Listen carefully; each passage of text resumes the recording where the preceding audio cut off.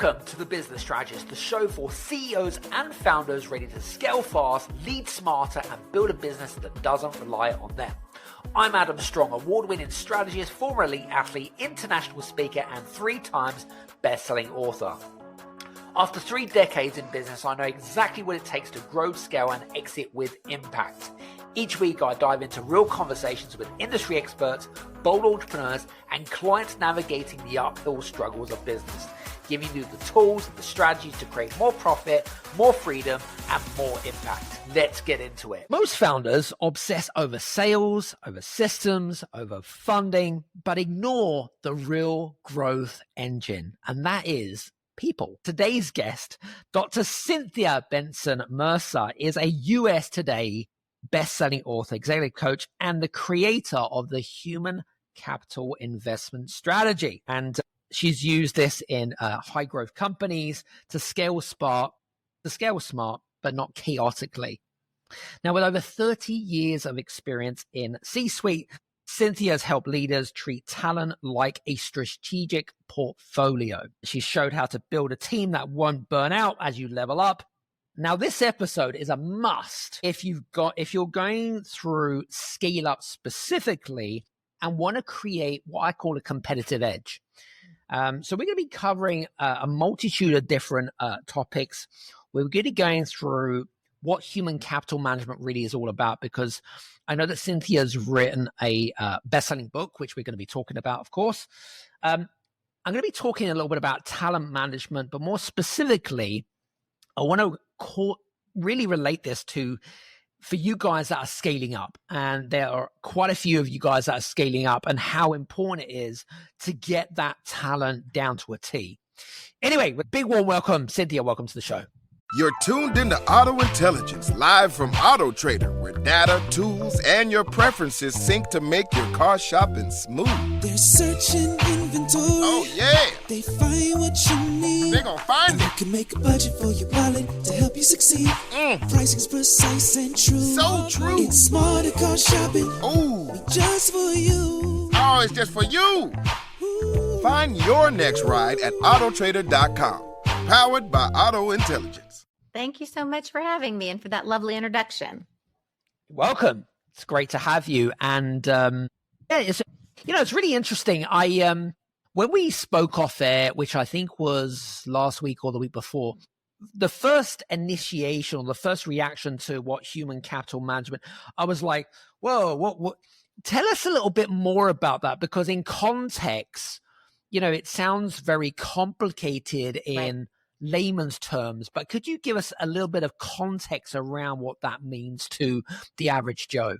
Yeah, absolutely. So I kind of think about it, if you think of sort of a pyramid, right? So at the foundation, you want individuals that have the ability, the physical ability, the cognitive ability to do the work. So whether that's lift 50 pounds or drive, what have you. You also need individuals to fit within the culture of your organization. If you're a very fast-paced culture, high growth, that's a different culture than somebody that's keeping the wheels running on time.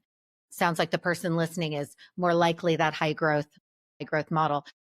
The very foundation, the non-negotiables are I have to be able to physically do the job and fit the culture.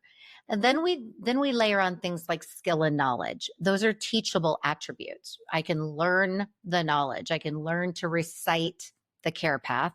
And the skill is I can execute that. And then at the tip of that is the natural talent, which you referred to in part of your opening remarks, which are the non-teachable from my vantage point in positive psychology. It's the hardwired DNA, the stuff you do naturally.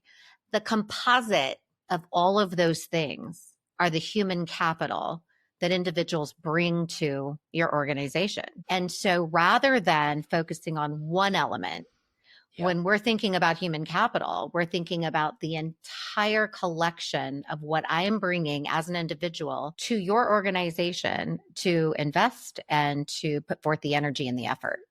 So you're looking at it from a big picture perspective. We're not just talking about a person or a person per se, individual, whatever. You're looking at big picture we're looking at DNA, we're looking at personality, we're looking at the full, the full commander. Is that, have I said that correct? Exactly. Because so often we pick and choose which thing that we're going to focus on. And so what I'm really challenging you as a business leader is to think about the whole collective. And then, as we'll get into, if I'm going to place my bet, where will I place my bet in terms of greatest return on that investment? Yeah, love that. Some good stuff. Tell us a bit more about your background. Sorry, I skipped a question there, didn't I? But tell us a bit more about your background. I mentioned that you've been in this kind of realm for the last 30 plus years, long time. What have you discovered in relation to this human capital strategy piece? Like, give us a bit of a backstory. Sure. So really spent majority of my career in human resources. So in both American-based and international organizations, predominantly throughout Asia Pacific and the UK when I was in with a commercial real estate organization. And what I found over and over again is that CEOs across industry. I've been in hospitality, construction, real estate, casino gaming, and healthcare. So across industries, I have found that CEOs really want to consider people their most important asset. They say a lot of the right things, but when push comes to shove, our attention are on the capital assets, the financial assets, and people are an expense. They are a burden, a labor burden, not something that we see as an asset and an investment strategy.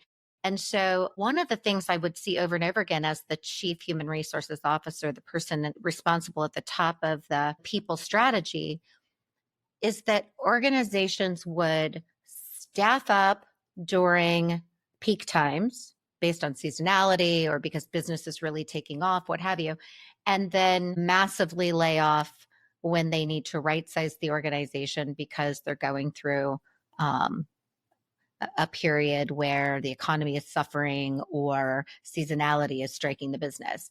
And in my mind, there needed to be a better approach than this constant flux that is destroying your culture. It's an interesting one. I guess it's not a straightforward answer. It's probably right. It's the multi-million-dollar question. So I think this could be a really interesting episode for you guys that are listening in, by the way, because it is very opinion led. I think Cynthia's really made a really valid point around the whole kind of seeing people as an expense rather than an investment. I think you made a really valid point. Tell us a little bit more about, with the founders that you worked for in the past, so, some of the clients that you work with currently that are in what we call scaling mode, what does the mindset shift actually look like? Tell us a little bit more of the breakdown. What do you take them through? Yeah, Adam, I think it's a really important point, and I would offer that I think it is more evidence-based than opinion-based. If we really look at the data, it's an awareness factor. What we find in corporate America, in corporate Britain, and around the world is that we are still using ideals and filters from the industrial time.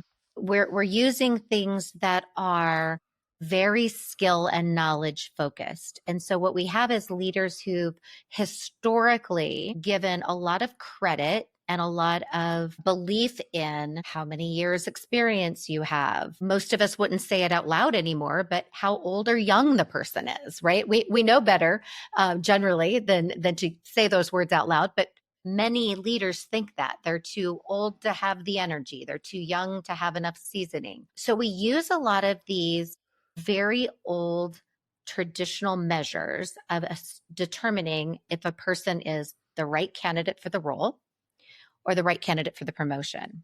And what data and evidence will tell us is that those particular filters are non-predictive. In fact, age has an inverse correlation, ironically, right? So to the person listening that says, well, I'm not hiring anybody without 10 years of experience in this particular industry doing these things, we're putting up some guardrails that are not only not predictive in determining future performance, but very likely shrinking the pool of people we're even considering down so far that we are eliminating all kinds of talent that could frankly be force multipliers because they're a better fit. Yeah, that's a good point. Especially with, I mean, there's been a lot of, especially over the last 5 years, where you've probably heard of terminology such as, the silent resignation, for example. That's just being one of them. Another one would be like, for example, the Gen Z culture of, hey, they saw their parents work their asses off, and now they're paying the price and having to invest in huge amounts of wealth in order to regain their health. And so what you're saying, you made a really interesting point, which is around the mindset shift from industrial revolution to what we are now in the digital revolution. My question would be and what does that look like in context? If leaders and CEOs are using qualifications and knowledge and experience as a baseline to improve their talent, and you're saying no, okay, so then what is it? Hey guys, I just wanted to grab your attention because we've just created a brand new resource for you guys called the Exit Playbook, how to shift from operator to visionary leader. Now, this was based on a podcast that I did a few months ago and is the leadership blueprint for being able to help yourself successfully exit your business. Now, we go into many different things. We're going into some of the common symptoms of why founders get trapped in operations and what to look for and the impact that it actually has on you. We also go into some deep dive exercises that addresses some of the fears, some of the reflections, also how to basically let go of some of the control that you have. But more importantly, how to shift your identity within your business and how to align your strategy to your exit and how to challenge your belief systems, more importantly. Listen, it is a free playbook. The link is in the show description notes. Enjoy. I think you're going to find it a really useful resource. Take care. Predictive validated assessments. And so you can go about this one of two ways. You can build or buy. So you either get the right knowledge within your organization to build a structured interview. And when I say structured interview, simple terms, right? It's the same questions for everyone that's applying for a particular job. They're behavioral based, and you have a very clear conceptual match of what the answer looks like based on top performers. So you study your best or the best of the best in your industry. You understand what the best of your best in the industry or within your organization are from a natural talent, not skill and knowledge perspective. And you build an interview that consistently is given to every candidate. And you're looking at the layer that I can't teach, but I can develop, right? Or there are many organizations out that are international that provide already predictive validated psychometric instruments that you can bring into your organization. There's Predictive Index, there's Talent Plus, there are a number of others that we could put in the show notes by example. But what those do is when you look at the Schmidt and Hunter study that's been validated over and over again, and you look at the predictive validity, we're talking about things like years of experience or time in the job, what have you, or education as being 0.2, 0.02, 0.03 in terms of predictive validity. When you're using a true predictive model or assessment, you're looking at 0.05, 0.06. I've seen them as high as 0.8. Now I'm saying I'm adding science to my gut. Because now I can say they feel like they fit the culture. They have the requisite skill and knowledge. I'm not suggesting that you hire somebody to do operations in a medical field that don't have a medical degree, right? Or I'm not suggesting that you hire an executive assistant that doesn't know how to type. But you might hire an executive assistant that isn't a master of Excel and be willing to have them go through a class to learn that because they have all of the other gifts like anticipate needs, natural smiler, relational builder, etc. Interesting. So the first thought that came to my mind then is, what's the difference between an assessment over, say, psychometric testing? Because there's lots of psychometric tests that's out there. Do they work in synergy with each other, or are they polar opposites in terms of the outcome of what they determine to deliver? So it's a little bit of semantics, right? Mm-hmm. And that may also be differentiated in terms of how we think about things in the US versus the language that you're using in Great Britain versus someplace else. But let me answer it based on more of a global response. An assessment and a psychometric instrument can in fact be the same thing. The thing that you're looking for is, what is the predictive validity of the assessment or the instrument, right? Is it predicting performance?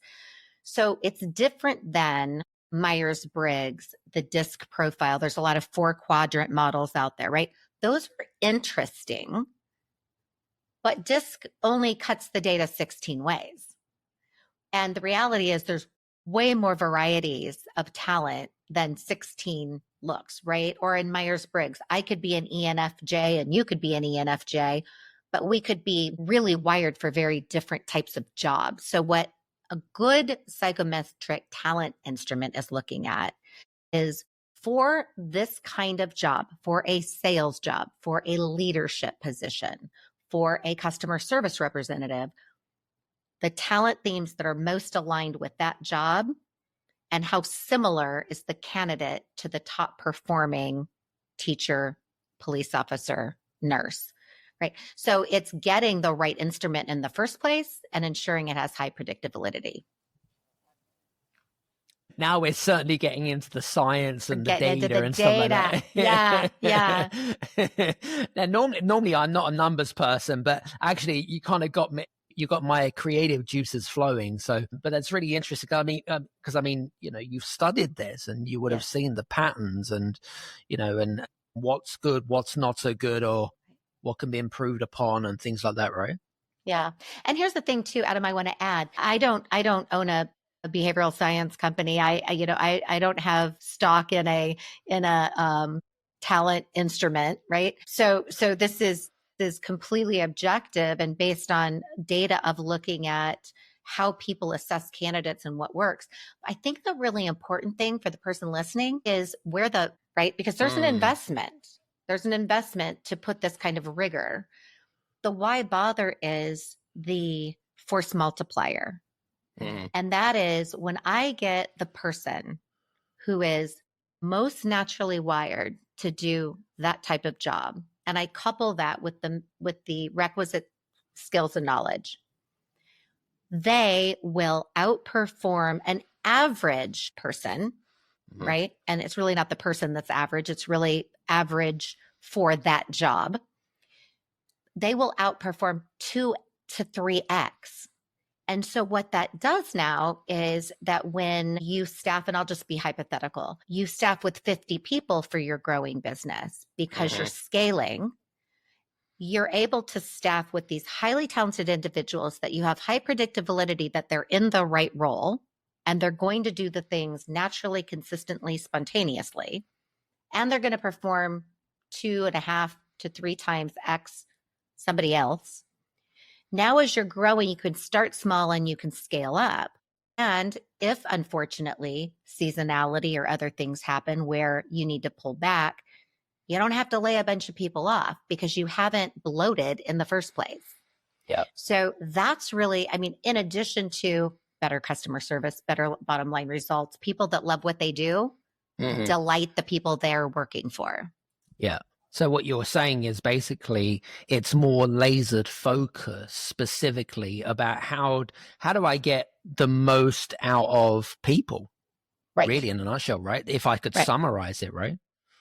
If you put your natural talent, right? You're a strategist. You're a big thinker. You're able to see things several steps down the road before most other people. It's spontaneous. It's consistent. You don't sometimes do that. You can't help yourself. You find joy in that, right? At the end of the day, when you've got really to turn the light bulb on for somebody, that feels amazing.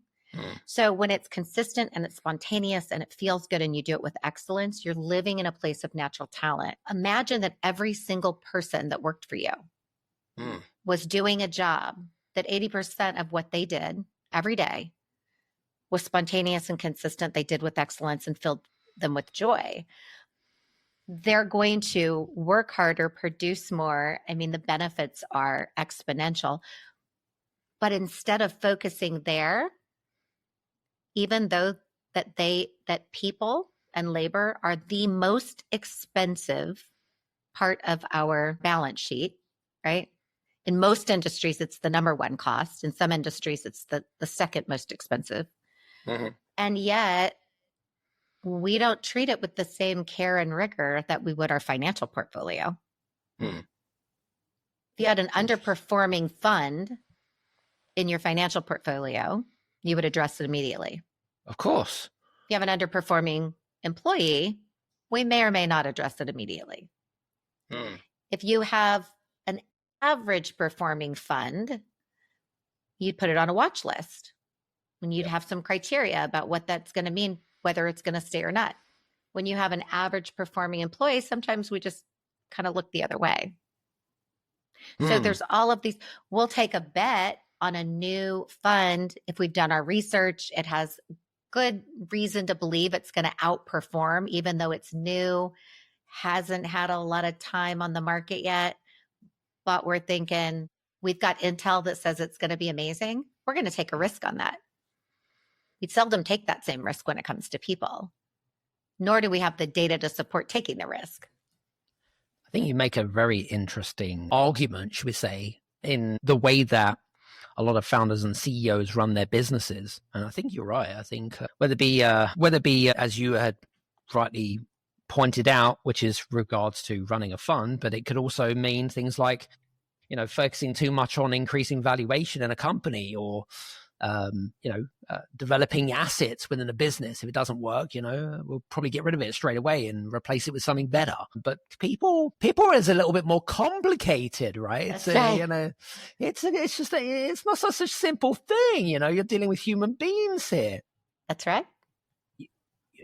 It's easy to deal with a number or something which generally isn't tangible. Whereas with people, there's a fine line. You always, because there's a lot of psychology that goes into this, as we talked about offline.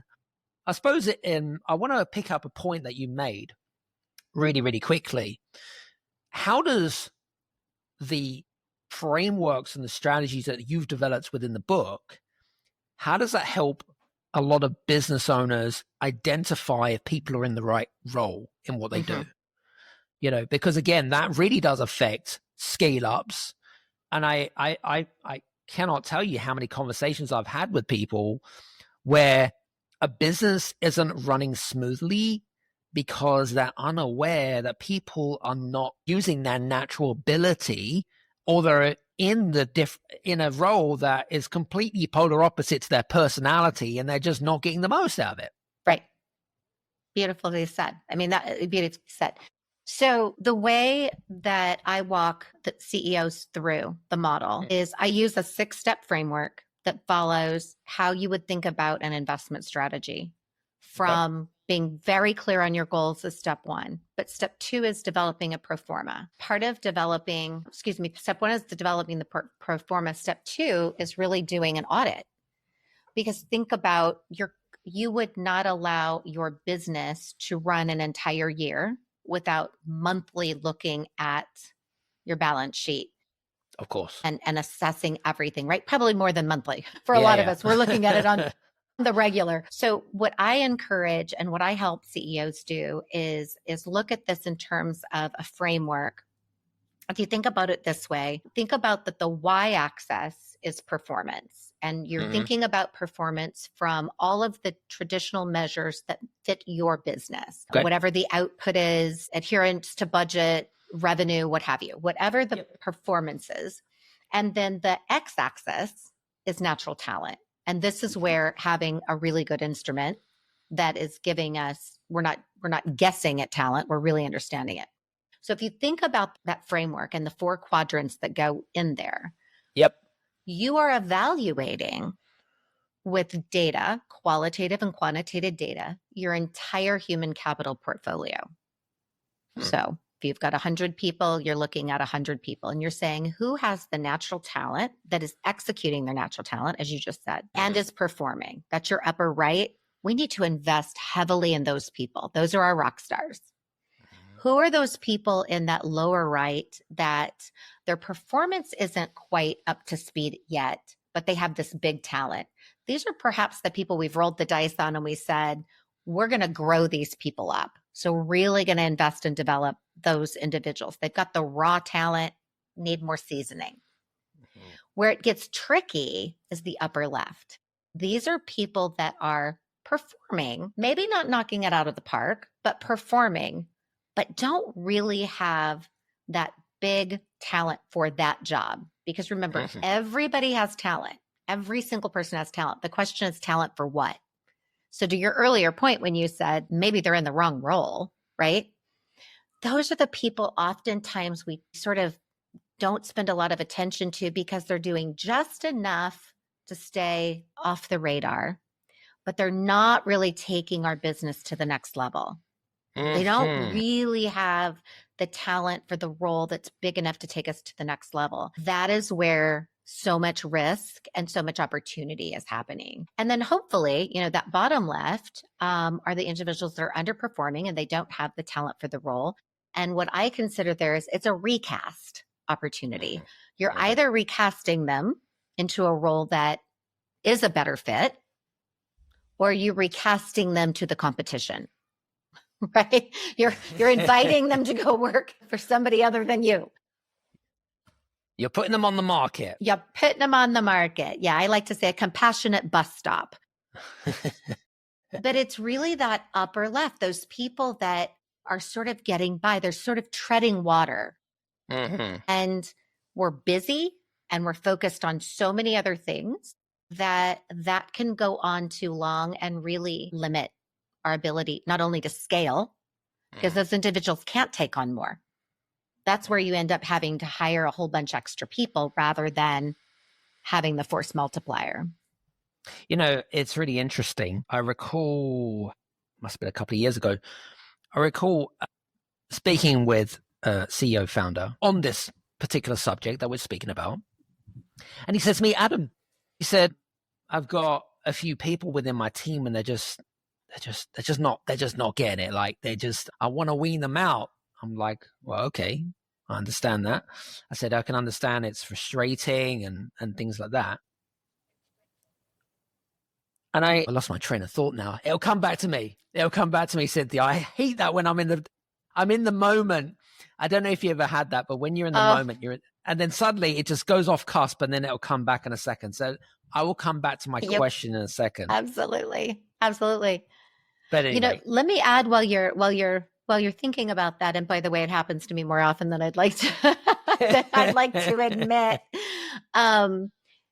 The one thing that I don't want to leave without mentioning is the biggest difference, and this is obvious but important, in giving the same rigor and attention to our human capital that we do to our financial capital and other things, is that people can walk, right?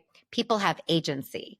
I choose to bring my human capital to your organization, and I can choose to take my human capital elsewhere. So when you have those individuals that are those rock stars, that are those incredible, high performing, great big talent for role, and they are not invested in, they are not given the attention and the development and the opportunity, especially in this market globally, opportunities are available, and they're really available to your most talented. I agree. I absolutely agree. And by the way, my question did come back. So good. That's good. And I wrote it down before I forgot it again. few years ago, I was speaking to this CEO founder. The guys, a few of them weren't working to optimal performance. He was not happy, and he basically wanted to sack them off. But in another way, he couldn't. And the reason why he couldn't was because he was afraid. I'm going to tell you why he was afraid. He was afraid because those people that weren't performing, the ones that have dragged their heels, were basically his originals, as in friends, family, that basically went through high growth. And so they had to hire Tom, Dick, and Harry to try to fill the void. And now he's got the team back up and running, but he's now got stragglers. How do you deal with the stragglers? Running a business comes with a lot of what ifs, but luckily there's a simple answer to them. Shopify. It's the commerce platform behind millions of businesses, including Thrive Cosmetics and Momofuku, and it'll help you with everything you need. From website design and marketing to boosting sales and expanding operations, Shopify can get the job done and make your dream a reality. Turn those what ifs into... Sign up for your $1 per month trial at shopify.com/special offer. Any thoughts? Yeah, that is a tough situation. And I see that happen in family-owned businesses where you have generational businesses where, how do you fire your brother-in-law or how do you have the tough conversation with your nephew? Yeah. But also in organizations, to your point, with entrepreneurs that are building, some buddies that get together or some friends that get together and they sort of build this thing up. The reality is it's not easy, but it has to be addressed because what happens is companies can outgrow individuals at times. It is up to the individuals to remain relevant. It is up to the individuals to remain up to date, current, high performing. And there are times where the company just outgrows that individual. Here's what I do know. When you are not performing at the highest level, and when an organization decides to start bringing in top tier talent, and when I say that, they're doing the rigor to get the best of the best, the person that is mediocre for the job feels it. I feel it when Bob comes in and he's running circles around me, or when Susie comes in and she's running circles around me. It doesn't feel like a gift in the moment, but no one wants to work where they are just getting by, right? It doesn't feel good. So having that honest conversation about you got me here, and I'm so grateful, having an appropriate bridging perhaps to their next opportunity. But the absolute worst thing a leader can do is to hang on out of loyalty. Yep, exactly. Right? Loyalty, because it slows, guilt. it slows the entire business down. Yep, absolutely, 100%. And it's not normally the person that's in the position. It is normally the person that's steering the ship that has the problem. That's right. So that's for full disclosure. Want to bring up your point about the 4 quadrants. You mentioned, now I like to classify people as A players, B players, and C players, and D players, because that's kind of good for me. Now, we use D players, which are, should we say, they're the guys that should really move on. Right. But then I want to kind of go back to, so C players and D players. Now, C players, you mentioned that they're just getting by. They're kind of on the cusp where they're just trying to keep their head above water, to not get noticed. Now, I want to bring a point up here. Really valid point. I've run a business where it's really hard to understand if it's A, a skills issue, or B, an attitude issue. How do you try to figure out which is which without trying to force them to exit from the business and, be a bit of a douchebag? Right. How would you go about it? Yeah. So skill will is kind of what you're talking about. Do they have the skill or do they have the will? Which is it that's holding them back? Exactly. And what I would add is talent. Yeah. So that is the third part of the stool that often gets left out. It's not a skill or will. It's a natural wiring. And let me give you an example, and then I promise I'll directly answer your question. Another example of folks that would be in the C category, or my upper left on my quadrant, and we all know these people. They're the individual that works in your organization that knows where all the bodies are buried. They have all the institutional knowledge. They run all the reports on time, right? They're amazing. Nobody likes working with them, right? They aren't a natural smiler. They're rough around the edges. They're bitter Betty, but you can't imagine not having bitter Betty, because bitter Betty gets the reports out every week, or runs the payroll, or does whatever the thing is that you are relying upon. And you, as an entrepreneur, as an owner, don't want to have to deal with that. So you'd rather just put up with bitter Betty than have to, and get your reports than see her go. So that's another part of the C player. It's this. I would offer this to determine, is this a role player, the C person? Is this a role player that they're only playing right field? That's all they're ever going to be. They're in right field, and we're just okay with that. Mm-hmm. And so we tolerate that they're a C, and nobody's harmed in the process. Then that's when I say, on those rare occasions, by the way, I say, let it ride. When it's blocking somebody else's upward trajectory, when that person who's kind of keeping their head above water, just doing the thing, and somebody else is not having an opportunity for promotion or moving up in the organization, it's a very different story. Or when they're creating drama. Skill is easy to measure. It's, do you need more training? Do you know how to do X, Y, Z, right? Skill is easy to measure. Knowledge is easy to measure. Mm-hmm. Will can be a conversation around how motivated are they, right? That comes with direct conversations. Adam, you've been slipping with this. Is there more resources you need? Do you feel like you have all the tools to get this done? Tell me what would be helpful so that you could meet your deadlines, right? So we're having that conversation. Yep. Most often, we can measure skill and knowledge. We can pretty well figure out if somebody's just like retired on the job, right? We have people that just kind of retire and stay in place. More often than not, it's the natural talent piece. They're not natural. They don't have a natural attention to detail. So they make a lot of mistakes. They're not naturally creative. So they don't come up with the big ideas. They're not naturally strategic. So they don't see beyond what's right in front of them.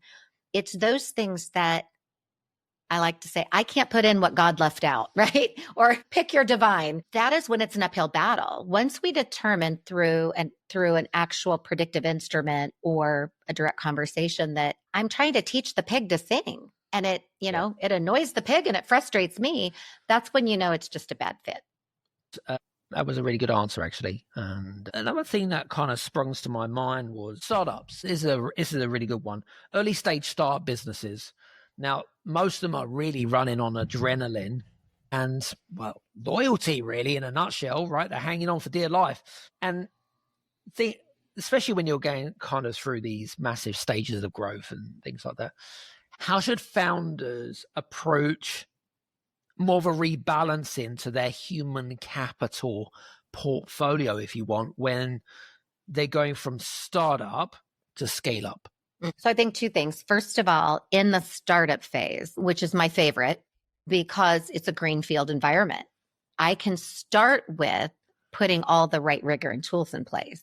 I can make certain that the person that I want helping me develop strategy has natural hardwired strategic acumen. Even if they don't know the ins and outs of the industry yet, I can teach that part, but they're a big thinker. I can put people in place that I need to make sure are dotting I's and crossing T's and making sure that all of our financials are ticked and tied. I can make sure that that person has that on the front end. So you're building early on this superpower of people that, again, are quite scalable. As they're racing to scale, the most important thing is the more you put the right people in on the front end, the more that they can do with fewer extra resources. Now, I've been in businesses, healthcare, the restaurant industry that was scaling so fast. or there was such a depletion, like of nurses, that people are, hey, do they fog a mirror? Yeah, they fog a mirror. Great. Put them in. The downside comes very fast because that same nurse or provider or whatever it might be in an industry of the person listening is, if they don't love what they do and they're not wired to do it, the person on the other end of that feels every bit of it. It's like crash and burn. Right. Right. I mean, my kids to this day, you got to be careful who you talk to about this talent stuff. My kids will be in a customer service interaction and the person will be a bit nasty and they'll say, not out loud, of course, but they'll say to me, I guess poor career choice. You know, they clearly don't love what they do. I love that. It's so funny. Now, when I have lots of conversations with lots of founders, they're very much obsessed with, you know, the new shiny penny, which could be AI, right? Sales. How do I get more funding, or how do I raise my next pre-seed or seed or whatever it is? But miss culture until it bites them. Now, what's the real cost of underinvesting in talent too late? And how do you, what is maybe some of the advice that you offer founders in terms of being able to spot it before it's too late, effectively? The biggest thing that I see is, well, let me back up. I believe that culture is created, nurtured, etc., by who you select, who you develop, and who you promote, right? So if I'm, as a founder, growing fast, and perhaps because of the pace with which I'm growing my business, don't have quite the attention to the detail of who I'm selecting because I'm focused on all of these other big shiny things. Every time I select somebody in or promote someone who is behaving in ways that are countercultural, what I'm saying to the organization is that's the behavior that gets rewarded here. Every time I bring a leader in that behaves, their behavior, what they say, how they act is creating culture, even when I'm not around, right? So understanding how your employees are feeling, watching your attrition numbers, being sensitive to those kinds of things are very important. There's some predictive tools out there through AI and some other things that can start to look at predicting behavior in terms of if these things are starting to happen, it's a sign that things are moving in the wrong direction from a people metrics perspective. And what I'm working with a generational company right now. They're in the 4th generation, transitioning to the 5th generation the next decade. They're trying to do a major culture shift. And the advice I'm giving to the CEO and the other 3 core leaders is it's all about what you express, model, and reinforce. It's not just about what you say. We have a culture where everybody is honored and everybody is, there's dignity and respect and all the things. Most companies have nice words to say and nice mission statements. It's what you model. So when the person listening is out with the employees or pitching business or whatnot, how are they showing up? Because everyone's watching. You're always under a microscope. But here's the big part of it, which is part of your question. It's what do I reinforce? And what I reinforce is where 50% of the cultural shift happens. It's when I catch people doing something right and say, Adam, I loved the way you handled that. You handled that with that difficult conversation with such respect. Or it's having a private conversation and saying, Adam, in this company, we really value treating people with dignity and respect. And I have some concerns about how that went, right? And course correcting. Being a leader takes a lot of courage. And oftentimes it's relegated to HR. And so for many people listening probably think this woman does not sound like she came from personnel and people in HR, because I come from a business mindset. I love people. I believe people have agency. I believe people have human capital and they can take it where they want to take it.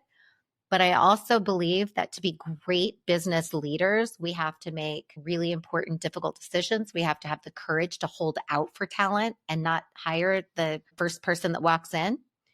And we have to have the courage to model what we say is important. Very, very valid points there. in your conversations and your experience, what's the one people decision that most founders regret not making sooner, and how can our listeners avoid it? I think the biggest regret from a people perspective is not moving someone on that was behaving counterculturally because they were producing results, right? So the person that is the top salesperson or the person that you've counted on because they land the big deals, but they leave all the bodies in their wake. And it's well downstream that they say, you know, there was a lot of damage done and it wasn't worth the results because those were short-lived, but the cultural implications were long-term. Yeah, that makes complete sense to me. It's getting deeper and deeper, ladies and gents. By the way, I hope I hope that you are, first of all, enjoying the conversations, because I don't think we've ever had anyone on this show actually that has such an advanced knowledge of not just the business psychology side of stuff, but how that kind of crosses over into understanding people and our talent as well, and the costs of that. So this has been a fascinating conversation. Tell us a little bit more about about the book. So the book is coming February of 2026. It is available for pre-order in August on Amazon. So it'll be dropping on Amazon here in the next few weeks. And Fantastic. It's human capital investment strategy, cultivating potential and yielding competitive advantage. So I think that it takes a very heady academic, perhaps, evidence-based topic, but really brings it into the language of business for CEOs, founders, entrepreneurs who want to get ahead of this. I will tell you that the data and evidence and the workforce that's changing, which is covered in chapter 1, is very clear to me that your future advantage depends on whether your human capital strategy moves at as fast as your business strategy. Because by 2030, companies that haven't figured this out are really going to be left behind. There's that much happening in terms of the workforce, the changing dynamics of the workforce, AI, technology, et cetera. We're going to have to get really good at scaling our human capital strategy at pace with our business strategy. I think this is a great argument for you guys that are listening in, by the way. And you know, and 2030 is really not that far away, depending on when you're listening to this, of course. I really do believe that, you know, people are the key at the end of the day. You know, without your people, I mean, most people don't have a business at the end of the day. So why would you overlook that? It doesn't make any sense to me. So, but that's beautiful. First of all, just want to say thanks so much for being on the show today. This has been it's been a pleasure. And you know, taking what I call, it sounded like a very simplistic topic, but actually we've turned it into something which I feel has been very interesting for not just the left brain logistical person, right? But also for the right brain creative. So I hope you guys that have been listening in feels the same way too. And by the way, what I was going to say to you is make sure that you check out Cynthia's details in the show description notes. And we'll also put a link there to where you can reach out and connect with her. And one other thing as well, I've noticed, for you guys that are listening in as well, is that the majority of you haven't either followed or subscribed to the podcast. Please, if there's anything that you could do for me, is to go over and follow or subscribe on your favorite podcast channel.